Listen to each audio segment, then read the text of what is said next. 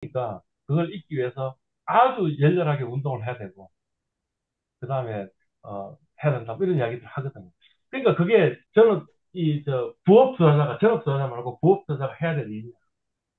이것 때문에, 내 회사 일도 제대로 잘 못하는 일들이 벌어지면 어떡하냐. 이런 게 있는 거죠. 그러니까 결국에는 시험 선택은 우리가 좀 생각 안 하는 게 맞는 것 같고, 뭘 해야 된다고. 종목 선택은 지금부터 계속 공부를 하셔야 된다. 뭐 이런 생각이 듭니다. 자, 이제, 그럼 구체적으로 전략자배분은 어떻게 해야 될까 하는 답을 우리가 찾아야 될 것 같은데, 어, 국민연금 같은 경우에는 주식하고 채권의 비중을 보니까 주식이 48.3, 채권이 51.7. 그러니까 그냥 반반입니다. 물론, 국민연금은 국내 주식, 해외 주식, 국내 채권, 해외 채권, 대투자 이렇게 쭉 나눠져 있습니다. 대투자는 우리가 하겠죠. 힘든 거고. 그죠? 그러면 그냥 주식, 채권 이렇게 나눠 본다면 주식하고 채권이 반반 정도. 그죠? 예. 요 차트는 이미 아까 설명드렸는데 뭐예요? 어, 굳이 한다면 그냥 미국에 반반 투자하면 되겠네. S&P 500과 나스닥에 반반 투자하면 좋겠네. 이렇게 결론이 나오더라라는 거죠. 결론적으로 보면 나스닥이 가장 높았죠. 96년 7월부터 1월 투자했더라면 나스닥은 11.75원이 됐고 반면에 코스닥은 0.86원이 됐으니까 그러면 나스닥에 투자하는 게 가장 좋은 거 아니냐 이렇게 이야기를 하실 수가 있잖아요. 그죠? 그렇게 이 차트를 해석하시는 것은 잘못됐다라는 게 제 주장입니다. 왜냐하면 우리가 지금 1996년 7월에 있는 게 아니잖아요. 우리는 지금 2024년에 있는 거예요. 그죠? 그러니까 과거를 놔둬놓고 결과 그렇게 되니까 그 결과를 했다라고 얘기한다면 아, 왜 나스닥에 투자합니까? 매일매일 상한가 종목만 그 전날 사가서 그 다음날 사면 어, 하루 만에 30% 먹을 수도 있는데 그죠? 그러니까, 사후로 보고 나스닥에 투자하면 좋겠다, 이렇게 이야기하시는 건 아니고, 요 차트를 보면서 해석해야 될 건 뭐냐면, 나스닥이, 하여튼 많이 올라간 것 같은데, 보니까 떨어지기도 많이 떨어졌네, 라는 걸 오히려 더 관심 있게 보셨어요. 예. 그러니까, 이를테면 제가 이때 시점에 나스닥에 투자했으면, 이거 엄청나게 깨졌을 거다라는 것을 이야기하고 있어요. 그죠? 또는, 어떻게 됩니까? 2000년에 1월에 2000년 1월입니까? 1월 아닌 것 같다. 4월인 것 같다. 2000년 4월 정도에 나스닥에 대해 투자했더라면 그러면 원본 회복하는데 언제죠? 2014년 7월. 그러니까 14년 동안 손가락 빨았어야 돼요. 엉엉 울면서 주가가 지금 4점 몇 까지 갔다가 주가가 어디까지 떨어진 겁니까? 1까지 떨어진 거잖아요. 그러니까 주가가 4분의 1 상황이 났고 이게 IT 버블인데요. 났고 IT 버블이 회복되는데 언제가 됐냐 하면 2014년까지는 나스닥에 회복이 안 돼요. 그러니까 나스닥에서는 완전히 조진 거예요. 근데 우리가 그런 시기가 지금부터 나타날지 그건 아무도 모르는 거지 않습니까? 라는 거죠. 그러니까 그런 식으로 이제 이 차트를 해석하시면 안 되고 이걸 보면서 그래도 요 장기간 동안에 투자했더라면 뭐 이게 반반이니까 그러니까 나스닥에다 100% 몰빵하는 건 별로 안 좋은 것 같고 뭐 S&P하고 나스닥에 한 반반 투자하면 괜찮겠네라는 게 지금 여기에 결과죠. 근데 이 결과도 우리가 너무 많은 가중치를 두면 안 되겠죠. 왜 안 되냐면 제가 아까 어, 어, 이 차트 보여드렸잖아요. 미국이 10년 동안 손가락 빠를 가능성이 있는 데가 꽤 있다는 거죠. 그 앞으로 10년에 손가락 빠는 해일 수도 있다는 거죠.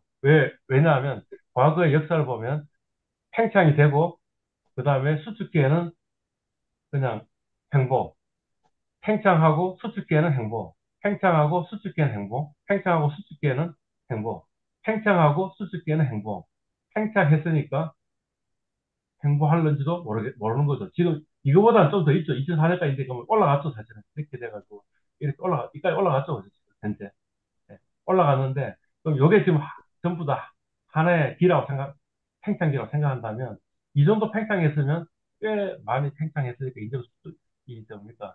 그냥 횡보하는 기간이 생길 수도 있다라는 거죠. 예.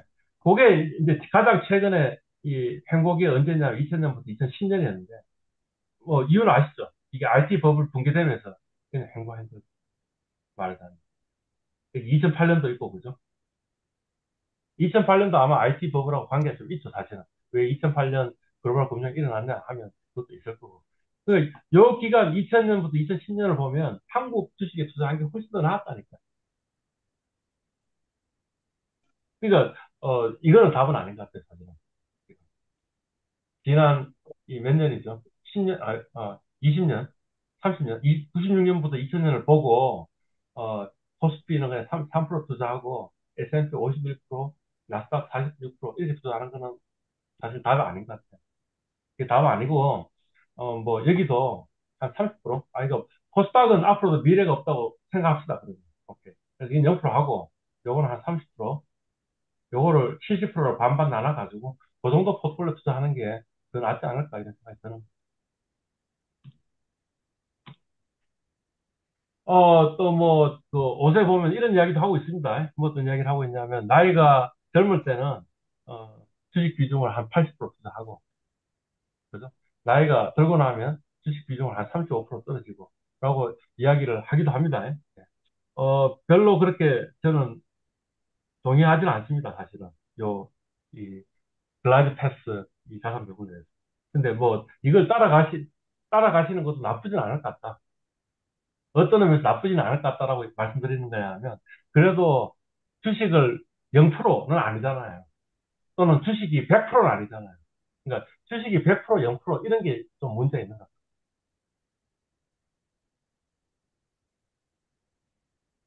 같아요. 제가 왜 여기에 동의하지 않냐면, 이런 이야기입니다. 이거의 논리가 뭐 어떤 거냐면 이런 겁니다. 주식은 위험한 자산이다. 그러니까 내가 나이가 많이 들어가지고 주식의 비중이 늘어나가지고 주식이 한번 깨져가지고 되면 그러면 사실 나는 이제 늙었으니까 이 주식 원본 회복할 기간이 없지 않냐. 근데 20대 같은 경우에는 아직도 깨먹어도 상관없지 않냐. 왜냐하면 앞으로도 투자할 기간이 더 많이 남아있으니까 원본 회복할 수 있는 기회가 있지 않냐. 그러니까 젊을 때는 주식 비중이 많고 늙을 때는 주식 비중이 줄어든다. 이게 지금 요거의 논리거든요. 그죠? 근데 제가 주장하고 싶은 건 이런 겁니다. 어, 젊을 때 주식에 투자해가지고 원본 깨먹잖아요. 그러면 어차피 목도 못 만들어요. 그러니까 항상 보수적으로 투자해야 돼요. 그래서 이것도 저는 답이 아닌 것 같고, 이것도 답이 아닌 것 같고, 그냥 주식 5%, 채권 50% 이게 더 많은 것 같다. 그런 생각이 드는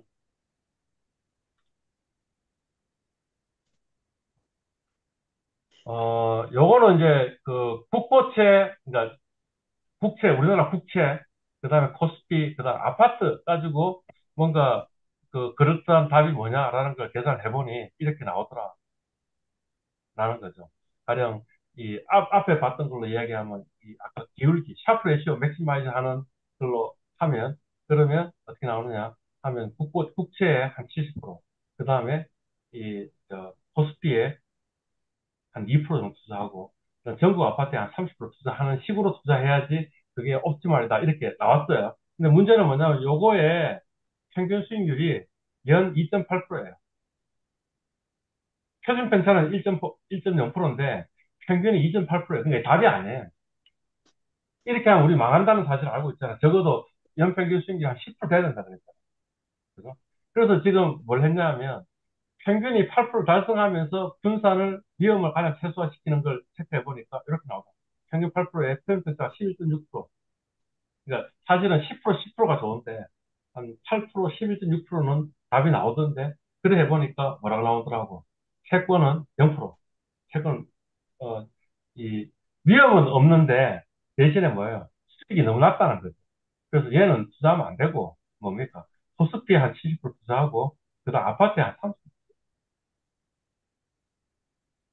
그러니까 이제 그 말이 뭐냐면 어, 우리나라가 지금 실제 부동산에 투자하고 있는 비중이 너무 많다. 자산 배분 비중이 너무 많다.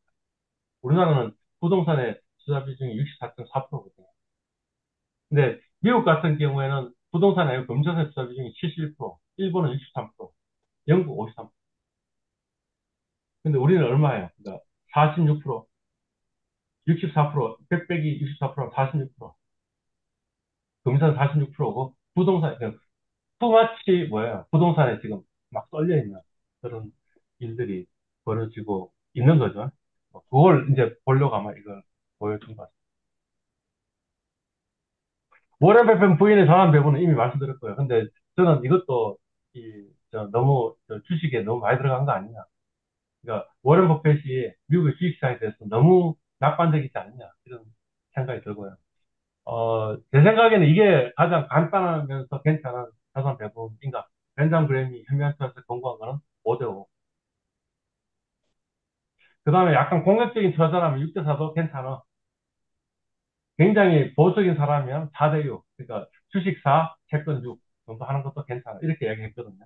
그래서 요 중에 선택하시면 될 것 같아요. 그리고 지금 아까 글라이드 패스에 대해서 비판했잖아요, 제가요. 근데 사실은 글라이드 패스 비판한 게 정확하게 그 논리가 정확하게 벤자민 그램이 현명한 투자자에서 한 이야기, 그런 이야기예요. 나이로 뭔가 자산 배분을 하면 안 된다. 많은 사람들이 그런 이야기를 하고 있는데, 이런 이야기입니다. 그러니까 머리에서 기억하실 거는 그냥 5대5 기억하시면 될 것 같고요. 그 다음에 혹시 약간 좀 더 보수적으로 투자하고 싶고, 그 다음에 그냥 안 받고 그냥 계속 갔으면 좋겠다고 생각하신다면, 레이 달리오의 올웨더 포트폴리오를 구성하는 것도 괜찮은 것 같다. 이런 생각이 드는 거예요. 네. 이제 레이 달리오가 이 작가인지, 하여튼 기자인지 하고 같이 책을 하나 썼어요. 책을 하나 썼는데, 이제 거기서 이 기자가 뭐라 그랬냐면, 네가 괜찮은 포트폴리오 하나 만들어봐라. 라고 이야기를 하니까, 한참 주저주저 하다가 마지막에 네이버 달려가 이렇게 투자해봐. 하면서 딱 던져준 거예요. 그게 뭐냐면, 올웨더 포트폴리오라는 거예요. 자기가 보니까, 이, 어떤 때는 물가 상승을 하고요. 어떨 때는 물가가 이제 안정적인 시기가 있다는 거죠. 그때 괜찮은 주식이, 괜찮은 그 자산들이 달라지더라라는 사실을 발견했습니다. 그 다음에 어떨 때는 경기가 좋을 때도 있고요. 어떨 때는 경기가 나쁠 수도 있는데, 그럼 그때마다 괜찮은 자산이 달라지더라. 그죠? 그래서 물가 상승하고 경기가 상승할 때는 보니까 이런 것들이 괜찮다. 그 다음에 경기가 하락하고 물가 상승할 때는 이런 게 괜찮은 자산이더라. 그다음 물가 하락하고 경기 하락할 때는 이런 게 괜찮은 자산.